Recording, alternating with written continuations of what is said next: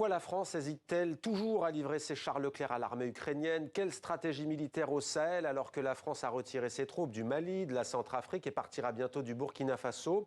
Et cette question, la Russie livre-t-elle une guerre ou tout du moins une bataille par procuration contre la France en Afrique? On parle à l'instant de l'arrivée de Sergueï Lavrov ce soir à Bamako. Toutes ces questions, nous allons les poser à Thomas Gassilou. Bonsoir. Vous êtes député français Renaissance, membre de la majorité présidentielle.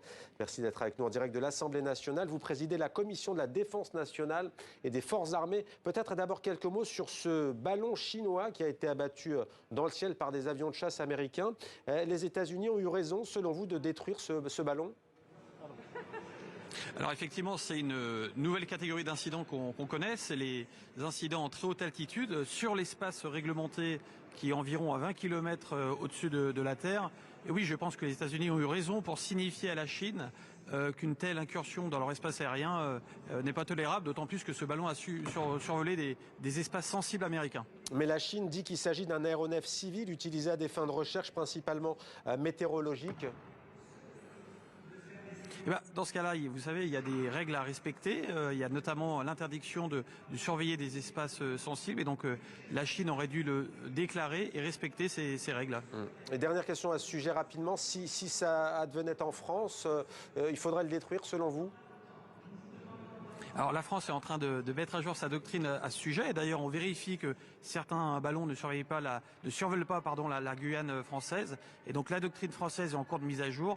On ne peut pas répondre a priori quelle serait la bonne position. Ce serait une situation qui serait étudiée au cas par cas. Voilà donc pour cette affaire, signant d'ailleurs qu'un deuxième ballon a été repéré au-dessus, cette fois de l'Amérique du Sud. Thomas Gassilou, la France n'a toujours pas livré de chars Leclerc, contrairement à ses alliés. En tout cas, elle ne s'est pas prononcée pour. Elle hésite. Pourquoi ? Alors, la France a déjà livré beaucoup de matériel. Elle le fait en étudiant à chaque fois de manière très sérieuse les demandes ukrainiennes. La France a été le premier pays à livrer des chars légers de conception occidentale. Aujourd'hui, les Anglais, les Allemands, beaucoup de pays européens, les Américains se sont déjà engagés à livrer des chars lourds. On considère à ce stade, la réponse n'est pas encore tout à fait formulée, mais en tout cas, elle est en train d'être étudiée. On se pose la question de savoir s'il ne serait pas défavorable pour l'Ukraine d'avoir une trop grande variété de chars. Et donc, on préfère se concentrer à ce stade sur les livraisons qui ont un sens pour l'Ukraine. Est-ce que ce n'est pas aussi parce que la France a un parc très réduit, 226 chars Leclerc, et qu'il n'y a pas de solution de remplacement immédiate ?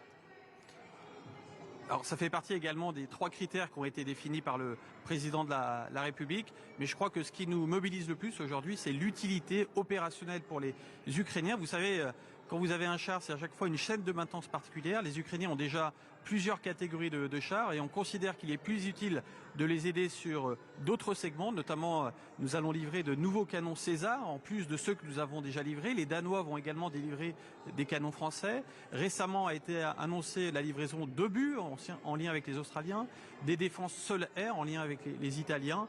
Et donc, ce qui doit nous guider avant tout, c'est l'utilité opérationnelle pour que les Ukrainiens puissent se défendre.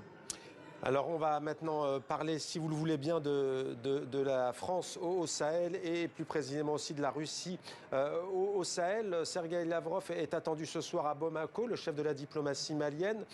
Que vous inspire cette visite en quelques mots ?